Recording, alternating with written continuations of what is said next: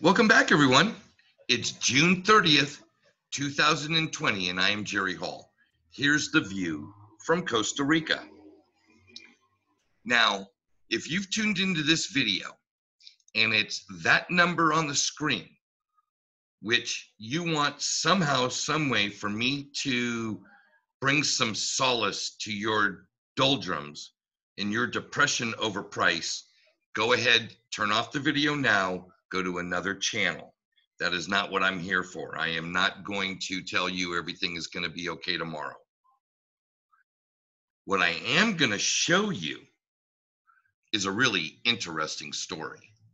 Now, my last several market insight type videos, I've really been driving home this investor sentiment, pace of adoption, pace of innovation model. Now, I think this is really important to understand. Web pages are now being independently monetized through technologies like Coil, and there are others. That's one spoke in this wheel. You've got Ripple, the company, going to be working with SBI to open up ODL corridors, they say this year. This is according to the CEO of SBI Ripple Asia. Now, all these are points that I'm just trying to drive home about the innovation. You've got visualizing the rise of digital payment adoption. I encourage each and every one of you to go take a look at this. Although it is not referencing Ripple, it is very important to go down and understand and see the timelines of how new innovative technologies are referenced against adoption curves. I think this particular article does a very good job, and I strongly encourage each and every one of you, if you're interested, to go check this out and try to get a really deep understanding of it. Now, yesterday, or last night actually, I was watching a King Solomon video. Shout out to King Solomon. Now, keep in mind, I did an interview with King Solomon. It's in my one-on-one playlist. But that isn't what I want to talk about. I want to talk about several documents that he brought up. These are documents from the DTCC. They are a major clearinghouse for securities exchange. And they work with many different security exchanges, stock exchanges around the world. Now, what I want to take from this article and press upon you is the fact that for years and years and years, they have used a way to determine settlement. It's a term they call T plus, you fill in the number. T meaning transaction, so that's happening right now. And then plus how many days? T plus 5, T plus 4, T plus 3 has been a standard for a long time. Now, in this article, they're talking about optimization and modernizing, and they're shooting for T plus 2. They're gonna cut settlement time by 33%, and that's wonderful. Let me read this for you. Just over 2 years ago, the industry collectively achieved a huge milestone, moving to a shortened settlement date of T plus 2 by removing an entire day from the settlement cycle. The average daily capital requirements for clearing trades through DTCC's National Securities Clearing Corporation was reduced by approximately 25%, saving the industry $1.36 billion in NSCC margin requirements. This multi-year effort marked the most significant change in the U.S. market settlement cycle in more than 20 years. Well, strap in, folks. We're about to blow the lid off this sucker. Many of you remember in a previous video that I did, I brought up this article which quotes a Ripple employee talking about them soon to launch a loan program. We went to the Ripple website and saw in their job postings the job posting for a loan department director. All right, this is where it gets really fun. There's something been going on in the DeFi space for a while, most particularly on the Ethereum blockchain. And they are smart contracts that allow you to execute what they call flash loans. Now, flash loans have been used in arbitrage opportunities. They are one transaction with many functions in the transaction, and it's a zero-sum type of contract. Either everything that's supposed to happen happens, or nothing happens. It's all or nothing. And these flash loans, for instance, if I was to write one and I was working with this particular smart contract and I was doing something that it allowed me to do in Ethereum, I could say, I want to borrow $1 million and I want to buy $1 million of XRP on this exchange. And when the XRP is in my possession, then I want to sell the XRP on a different exchange. I want to get the money for that XRP I sold on the other exchange, and I want to pay back the $1 million, and I'm going to keep the balance and press the button. And if all of those things can happen, they happen, and boom, the contract is executed. I borrow the money, I've paid the money back, and I've kept the profit all within one single transaction.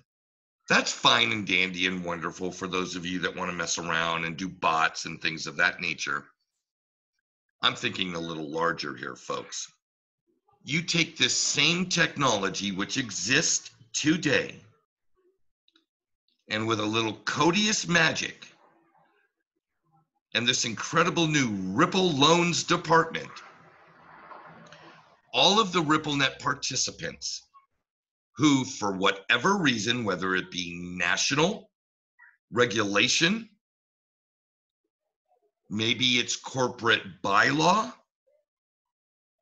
maybe it's just fear and uncertainty of understanding how to truly utilize this innovative technology, whatever the barriers are that are keeping these entities from utilizing this technology, here is a solution. The flash loans, or insta loans, or atomic loans, or the rip loan, or a rippling loan, whatever name they decide to give it, the technology is there and can easily be put together. Here is what one transaction could look like for the DTCC. Transaction number 12009899760, June 30th, 2020 at exactly 11:46 and 36 seconds. Codius contract, buyer, Goldman Sachs, $36,480,000 for 100,000 shares of Apple stock. Smart contract to borrow the exact amount of money plus $10 to buy XRP from Ripple Loans. They credit the Ripple Loans ledger, boom, they get the XRP. Seller, New York Stock Exchange, $36,480,000 for the 100 shares of Apple. Now, upon receipt of the XRP, those shares and titles get transferred. They sell the $36+ million of XRP back to Ripple Loans. Contract is executed, 3 seconds done. Contract is then terminated upon receipt of the funds from Ripple. Now, think about this. If this is possible now and is constructed and put into an easy user interface so that the folks at DTCC or the folks at Bank of America or the folks at Amazon, Uber, whatever, have a way to interact with this technology that saves them money, allows them to free up their capital. Because you got to remember, when you're dealing with these big institutions, if there's a little thing, it's called Basel III, and it comes from Basel II, which comes from Basel I. These are mandatory legal requirements for the way balance sheets are kept at the end of each day. They're how entire markets were built for secondary lending so that people could balance their balance sheets at the end of the day, because you have to open the next business day with a balanced balance sheet. Well, can you imagine how much capital will get freed? How much actual velocity of real money will occur when they can settle these transactions in seconds? The technology is here. It's now all about the crafty integration of user interface for a seamless user experience. It's really that simple. And if I could come up with this in my brain, you bet your butt those guys sitting in those Ripple meetings and those brainstorm meetings have already been hard at work on building something exactly like this. It hasn't been released in the public. And yes, this is speculation, but it's common sense. I'm not talking about something that isn't already here. It's just going to look a little different in the Ripple loan milieu. I'm more excited now than I've ever been. And if you want to leave a comment that you're not, that's cool. I want to thank all the new subscribers that have come to the channel recently. For all of you that continue to leave your comments, whether they're in a market insights video that I do, or a one-on-one with JerryVHall video that I do, or the live streams that we're doing on Friday nights. The community engagement with this channel has been remarkable. I'm looking forward to, it continuing to grow and for you to grow along with me. I appreciate all the support because I am getting educated every day. And every day that you turn into one of my videos, I hope you're learning something also. I don't want to be somebody that feeds your confirmation bias. I want to point out what is logical, true, and possible, feasibly, and be encouraging about it. There's no need to be negative. Truth is, long-term outlook, if you're looking to get rich from XRP, I think you need to hold a 3 to 5 year time horizon. But every day we continue to see the foundation getting stronger. That's why I'm titling this video, I'm building my castle with crypto.